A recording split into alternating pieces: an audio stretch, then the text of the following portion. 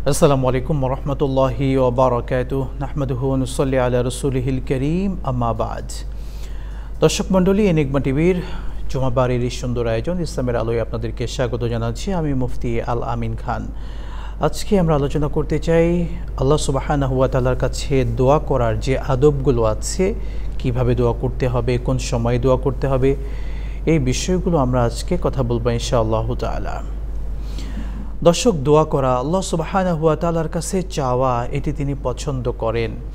আমরা আল্লাহর কাছে চাওয়া ভুলে গিয়েছি, অথচ আল্লাহ নবী সাল্লাল্লাহু আলাইহি সাল্লাম সাহাবা আজমাইনগণ তারা নিয়মিত তাদের প্রতিটি বিষয়ের জন্য, ছোট থেকে ছোট বিষয়ের জন্য আল্লাহর কাছে চাইতেন, দোয়া করতেন, প্রার্থনা করতেন। প্রিয় দর্শক মণ্ডলী, দোয়া করার ক্ষেত্রে আমরা তো দোয়া ভুলে গিয়েছি। আল্লাহ সুবহানাহু ওয়া তাআলা তার কাছে যারা চায় না, আল্লাহ তাআলা তাদের প্রতি রাগান্বিত হন। আল্লাহ নবী সাল্লাল্লাহু আলাইহি ওয়াসাল্লাম ইরশাদ করছেন, ইন্নাহু মান লাম ইয়াসআলিল্লাহ ইয়াগদাব আলাইহি। যারা আল্লাহর কাছে চায় না, আল্লাহ সুবহানাহু ওয়া তাআলা তাদের উপর রেগে যান। দর্শক, দুনিয়ার নিয়ম আমরা জানি, যদি আমার কাছে কেউ একবার, দুইবার, তিনবার কোনো কিছু চায়, কোনো অর্থ চায় বা কোনো হেল্প চাই, আমি কিন্তু রেগে যাই, একটু বিরক্ত ভাব করি, বিরক্ত প্রকাশ করি, একটু খারাপ লাগে।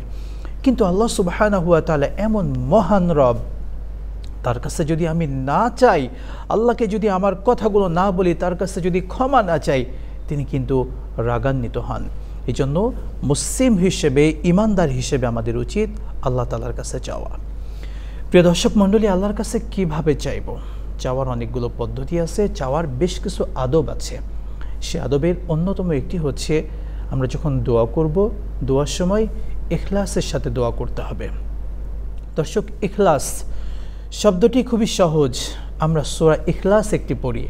ইখলাস মানে একনিষ্ঠতার কথা যেখানে বলা হয়, অর্থাৎ আমার দোয়াটা হবে একনিষ্ঠভাবে শুধুমাত্র আল্লাহ সুবহানাহু ওয়া তাআলার কাছে।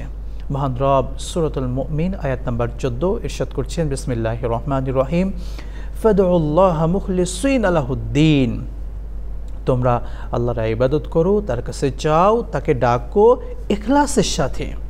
সেম কথা আল্লাহ সুবহানাহু ওয়া তাআলা সূরাতুল বাইয়িনাত 5 নম্বর আয়াতে কারিমায় বলছেন, ওমা উমিরু ইল্লা লিয়াবুদুল্লাহ মুখলিসিনা লাহুদ্দিন। আল্লাহ আদেশ দিয়েছেন তার যে ইবাদত করি, সেই ইবাদতগুলো যেন ইখলাসের সাথে আমরা করি। দর্শক, দোয়া এটা হচ্ছে একটা ইবাদত। আল্লাহ নবী সাল্লাল্লাহু আলাইহি ওয়াসাল্লাম ইরশাদ করছেন, আদ-দুআউ হুয়াল ইবাদা। দোয়াটা হচ্ছে একটা ইবাদত। এবং অন্যত্র বলা হয়েছে, আদ-দুআউ মুখুল ইবাদা। দোয়াটা হচ্ছে ইবাদতের মূল, যেটাকে মগজ বলা হয়। প্রিয় দর্শক মণ্ডলী, সুতরাং দোয়া করা যেহেতু ইবাদত, এই ইবাদতে আমাদেরকে মাথায় রাখতে হবে ইখলাসের সাথেই চাইতে হবে। অর্থাৎ শুধুমাত্র আমাদের যত চাওয়া আছে, যত পাওয়ার আকাঙ্ক্ষা করি যার কাছে, তিনি হবেন আল্লাহ সুবহানাহু ওয়া তাআলা। তার কাছে ছাড়া আর কারো কাছে চাওয়া যাবে না। আমরা কখনো কখনো অজ্ঞতাবশত, মূর্খতাবশত আমরা কখনো কখনো কোনো মাজারে গিয়ে চাই যে যিনি শুয়ে আছেন, বাবা আমাকে এটা দেন। কোনো পীর সাহেবকে বলি এটা দেন, ওইটা দেন, আমার এটা দরকার, সন্তান নাই সন্তান দেন। মাজারে গিয়ে এই চিন্তা করে আমরা মানত করি, তার কাছে চাচ্ছি। তার তো এই ক্ষমতা নাই, আল্লাহ তাআলার কাছেই চাইতে হবে। অর্থাৎ চাওয়ার জায়গাটা ইখলাস থাকবে আল্লাহ তাআলার জন্য, শুধুমাত্র আল্লাহর কাছেই চাইতে হবে। এটি হলো 1 নাম্বার। সেকেন্ড, আল্লাহ নবী সাল্লাল্লাহু আলাইহি ওয়াসাল্লাম সহ পৃথিবীর প্রত্যেক নবীকে আল্লাহ সুবহানাহু ওয়া তাআলা যে বিষয়টি বারবার গুরুত্ব দিয়ে বলেছেন, ইয়া আইয়ুহার রাসূল কুলু মিম্মা ফিল আরদি হালালান তাইয়্যিবা। আপনি, আল্লাহ তাআলা সকল রাসূলদেরকে উদ্দেশ্য করে বলেন, তোমরা হালাল যে খাবার আছে, পবিত্র যে খাবার আছে সেটা খাও, এরপরে আল্লাহর কাছে চাও, এরপরে আমল করো, ভালো আমল যা যা আছে সেটা করো। সুতরাং ইবাদত কবুল হওয়ার, দোয়া কবুল হওয়ার অন্যতম পূর্ব শর্ত হচ্ছে আমাদেরকে অবশ্যই হালাল খাবার হতে হবে। আমরা যে খাবারটা খাই সে খাবারটা পবিত্র হতে হবে। কেননা আল্লাহ নবী সাল্লাল্লাহু আলাইহি ওয়াসাল্লামের অন্যতম হাদিস, ইন্নাল্লাহা তাইয়্যিবুন, নিশ্চয়ই আল্লাহ সুবহানাহু ওয়া তাআলা তিনি হলেন পবিত্র, লা ইয়াকবালু ইল্লা তাইয়্যিবান। আল্লাহ তাআলা পবিত্রতা ছাড়া অন্য কোনো কিছুকেই পছন্দ করেন না। অর্থাৎ অপবিত্র অবস্থায় বা অপবিত্রতা নিয়ে যদি আমরা আল্লাহর কাছে চাই, আল্লাহ তাআলা কখনো সেটা কবুল করবেন না। দর্শক, একটি হাদিস যদি আপনাদেরকে শোনাই, হযরতে আবু হুরায়রা রাদিয়াল্লাহু তাআলা আনহু থেকে বর্ণিত লম্বা একটি হাদিস। হাদিসের মূল সারাংশ হচ্ছে, এক ব্যক্তি আল্লাহ নবী সাল্লাল্লাহু আলাইহি ওয়াসাল্লাম তার কথা বললেন যে জৈনিক ব্যক্তি দীর্ঘ পথ সফর করে এসেছে। আমরা জানি জার্নি করা, সফর করা এটা অত্যন্ত কষ্টের কাজ। যখন লম্বা পথ আমরা সফর করি, একটা চেহারায় সফরের ক্লান্তির একটা ভাব কিন্তু থাকে। তো সেই ব্যক্তি দীর্ঘ পথ সফর করে একটা ক্লান্তির ভাব নিয়ে, ক্লান্ত শ্রান্ত শরীরে তিনি তার চেহারার মধ্যে সেটার প্রকাশ পাচ্ছে। এই অবস্থায় আল্লাহর কাছে এভাবে হাত তুলে বলছেন, ইয়া রব, ইয়া রব। আল্লাহর কাছে বলছে, আল্লাহ আপনি আমাকে এটা দেন, আপনি আমাকে উদ্ধার করেন, আপনি আমার জন্য এটা করেন, ওটা করেন। অর্থাৎ ক্লান্ত শরীর নিয়ে তিনি আল্লাহর কাছে চাচ্ছেন। আর আমরা জানি হাদিস শরীফে আরেকটি এসেছে, মুসাফির যারা আছেন তাদের দোয়াকেও আল্লাহ তাআলা কবুল করে থাকেন। দর্শক মণ্ডলী, তো সেই মুসাফির ব্যক্তি এই ক্লান্ত শ্রান্ত শরীর নিয়ে আল্লাহর কাছে হাত তুলে চাচ্ছেন যে আল্লাহ এটা দেন, ওইটা দেন। আল্লাহ নবী বলছেন, কিন্তু মালবাসুহু হারাম, সে যে পোশাক পরেছে সেই পোশাকটা হলো হারাম টাকার পোশাক। ওমাশরাবুহু হারাম, সে যে পানীয়গুলো পান করেছে সেগুলো হারাম। ওমাতামুহু হারাম, সে যে খাবারগুলো খেয়েছে সেই খাবারটা হলো হারাম।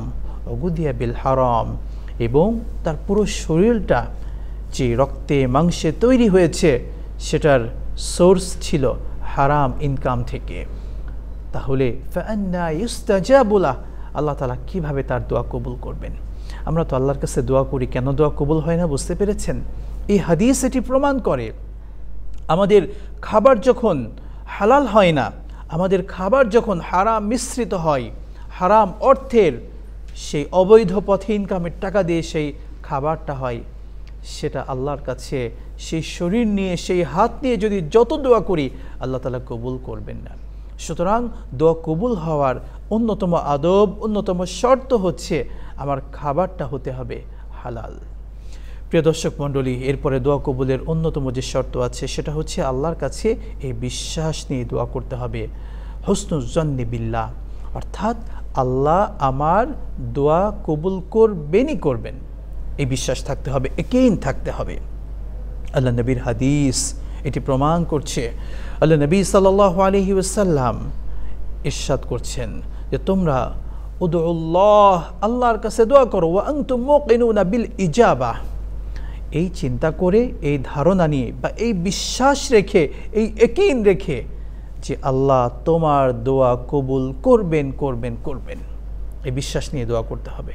আমরা তো দ্রুত দোয়া করছি, দ্রুত দোয়া করি, যেমন তেমন করে আল্লাহর কাছে আল্লাহ এটা দাও, আল্লাহ ওইটা দাও, ইত্যাদি ইত্যাদি ইত্যাদি বলে শেষ করে ফেলছি। কিন্তু এই যে স্বাভাবিকভাবে আল্লাহর কাছে চাচ্ছি, রবের কাছে চাচ্ছি, যিনি টোটাল এই বিশ্বজগতের প্রভু, তার কাছে চাচ্ছি, চাওয়াটা যেমন তেমন করে চাইলে হবে? দর্শক, আল্লাহ নবী এই হাদিসে এই ব্যাপারটি এখানে ইরশাদ করছেন যে আল্লাহর কাছে এই বিশ্বাস দিয়ে চাইতে হবে। এর পরের পাটে যে কথাটি বলছে আমরা যেটা করি সেটা নিয়ে বলছেন, ওয়ালামু, জেনে রাখো, নিশ্চয়ই আল্লাহ সুবহানাহু ওয়া তাআলা সেই দোয়াকে কবুল করেন না, লা ইয়াকবালু, আল্লাহ কবুল করেন না তাদের দোয়া মিন কলবি গাফিলিল্লাহ, যারা গাফিল হয়ে, অমনোযোগী হয়ে, যারা যেমন তেমন করে আল্লাহর কাছে চায়, আল্লাহ তাআলা তাদের দোয়া কবুল করেন না। তাহলে দোয়া কেন কবুল হয় না বুঝতে পেরেছেন? প্রিয় দর্শক, আমরা যে গাফেল চিন্তায় অর্থাৎ অমনোযোগী হয়ে আল্লাহর কাছে চাচ্ছি, আল্লাহ সুবহানাহু ওয়া তাআলা এটা পছন্দ করেন না, সেই দোয়াকে কবুল করবেন না। সুতরাং আল্লাহ সুবহানাহু ওয়া তাআলার কাছে চাইতে হবে এই বিশ্বাস নিয়ে যে আল্লাহ সুবহানাহু ওয়া তাআলা আমার দোয়াকে কবুল করবেন করবেন, অবশ্যই করবেন। এবং দোয়ার কবুলের অন্যতম আদব এবং শর্ত হচ্ছে তাড়াহুড়া না করা। প্রিয় দর্শক মণ্ডলী, আমরা তাড়াহুড়া করি, তাড়াহুড়া করে কখনো মনে করছি যে এত দোয়া করি, আল্লাহ কেন দোয়া কবুল করছেন না, কেন আল্লাহ আমাকে এটা দিচ্ছেন না, কেন ওইটা দিচ্ছেন না। আল্লাহ নবীর হাদিস এটি প্রমাণ করে। আমরা আল্লাহর কাছে যতগুলো দোয়া করেছি বিশ্বাসের সাথে, আল্লাহ সুবহানাহু ওয়া তাআলা প্রত্যেকটি দোয়াকে কবুল করেছেন এবং করবেন ইনশাআল্লাহ। কিন্তু প্রতিফলটা কখন পাব?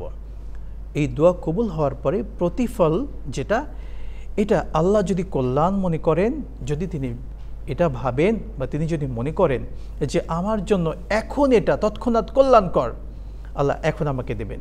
যদি তিনি আমাকে মনে করেন এখন না, আমার বান্দার জন্য 5 বছর পরে, 10 বছর পরে বা 20 বছর পরে এই দোয়াটা কবুল হওয়া প্রয়োজন, আল্লাহ সুবহানাহু ওয়া তাআলা 20 বছর পরে আমাকে সেটা দেবেন।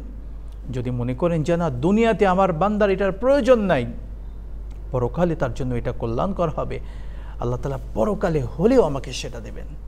সুতরাং দোয়া কবুল হবেই হবে যদি এই বিশ্বাস নিয়ে দোয়া করতে পারি, এবং তাড়াহুড়া করা কোনো অবস্থাতেই যাবে না। দোয়া কবুলের বেশ কয়েকটি আদব আমরা জানলাম।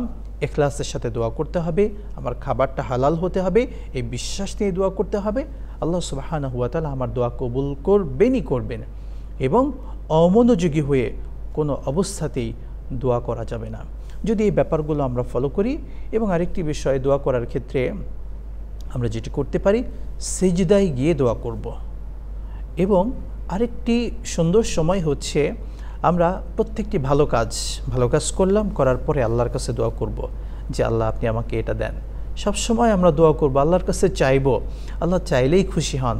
সুতরাং আসুন প্রিয় দর্শক মণ্ডলী, রবের কাছে চাইতে কিসের আমাদের বাধা, কিসের আমাদের অলসতা? সুতরাং চলুন রবের কাছে চাই, মনের কথাগুলো বলি, আল্লাহ দেখবেন, আমাকে ভালো রাখবেন, আমাকে সকল বিপদ থেকে উদ্ধার করবেন, আমার কষ্টগুলো দূর করে দেবেন, আমি যে পেরেশানিতে থাকি সেগুলো আল্লাহ দূর করে দিবেন, রিজিক নিয়ে যে টেনশনে আছি সেটা আল্লাহ দূর করে দিবেন, অসুস্থতা নিয়ে যে টেনশনে আছি আল্লাহ সেখান থেকেও সুস্থ করে দিবেন। কেননা আমরা যদি নবীদের জীবনের দিকে একটু দেখি, হযরত আইয়ুব আলাইহিস সালাতু ওয়াস সালাম অসুস্থ হয়ে আল্লাহকে বলেছিলেন, রব্বি আন্নী মাসানিয়াদ দুররু, আল্লাহ আমি তো একটু অসুস্থ, একটু আল্লাহর কাছে দোয়া করেছিলেন।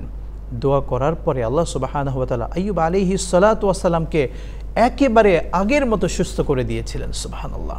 হযরত ইউনূস আলাইহিস সালাতু ওয়াস সালাম মাছের পেটে চলে গিয়েছিলেন, সেখান থেকে দোয়ার বদৌলতে আল্লাহ তাআলা তাকে পৃথিবীতে আবার সুন্দরভাবে নিয়ে এসেছেন। হযরত ইউসুফ আলাইহিস সালাতু ওয়াস সালাম কুয়ায় ফেলে দিলেন, আল্লাহ তাআলা দোয়ার বদৌলতে তাকে উদ্ধার করে মিশরের কোথায় নিয়ে গেলেন, সিংহাসনে বসালেন। এভাবে আল্লাহ নবী সাল্লাল্লাহু আলাইহি সাল্লাম, আমাদের নবী মুহাম্মদ মুস্তাফা সাল্লাল্লাহু আলাইহি ওয়াসাল্লাম যখন দোয়া করলেন বদরের যুদ্ধে মাত্র 313 জন সাহাবীদেরকে নিয়ে, অপরদিকে কাফেররা অস্ত্রে শস্ত্রে সজ্জিত, কত কিছু নিয়ে তারা এসেছে, এত অল্প সংখ্যক মুসলিম, কোনো কিছু অস্ত্র ছিল না, এরপরেও আল্লাহর কাছে দোয়া করলেন। আল্লাহ সুবহানাহু ওয়া তাআলা আমার নবীর দোয়া কবুল করে ফেরেশতাদেরকে স্বয়ং পাঠিয়ে দিলেন যুদ্ধে মুসলমানদের পক্ষে লড়ার জন্য। সুবহানাল্লাহ। দোয়াতে সব কিছুই সম্ভব। হযরত মুসা আলাইহিস সালাতু ওয়াস সালাম দোয়া করেছিলেন, দোয়ার বদৌলতে একেবারে সমুদ্রের ভিতরে 12টি রাস্তা হয়ে ফেরাউনের কবল থেকে তার উম্মতেরা সহ রেহাই পেয়েছিলেন। সুবহানাল্লাহ। সুতরাং দোয়া করলে বিশ্বাস নিয়ে দোয়া করতে হবে। আমরা যারা সন্তানের জন্য টেনশনে থাকি যে সন্তান হচ্ছে না, হযরতে জাকারিয়া আলাইহিস সালাতু ওয়াস সালাম বৃদ্ধ বয়সে দোয়া করেছিলেন, আল্লাহ তাকে সন্তান দিয়েছেন। হযরতে ইব্রাহিম আলাইহিস সালাতু ওয়াস সালাম বৃদ্ধ বয়সে দোয়া করেছিলেন, আল্লাহ তাকেও সন্তান দিয়েছিলেন। সুতরাং দোয়া করে নবীরা দোয়া কবুল হয়েছে, পেয়েছেন, তাহলে আমরা কেন অধৈর্য হই? আসুন আল্লাহর কাছে দোয়া করি। আল্লাহ সুবহানাহু ওয়া তাআলা আমাদেরকে বেশি বেশি দোয়া করার তৌফিক দান করুন। আল্লাহুম্মা আমিন। প্রিয় দর্শক মণ্ডলী, সুন্দর আয়োজন আপনারা নিয়মিত পেতে এনিগমা টিভি এবং দোয়েলের ফেসবুক পেজ, ওয়েবসাইটে পেয়ে যাবেন। আল্লাহ সুবহানাহু ওয়া তাআলা আমাদের প্রত্যেককে আজকে যে কথাগুলো বললাম আমল করার তৌফিক দান করুন। আল্লাহুম্মা আমিন। আসসালামু আলাইকুম ওয়া রাহমাতুল্লাহি ওয়া বারাকাতুহু।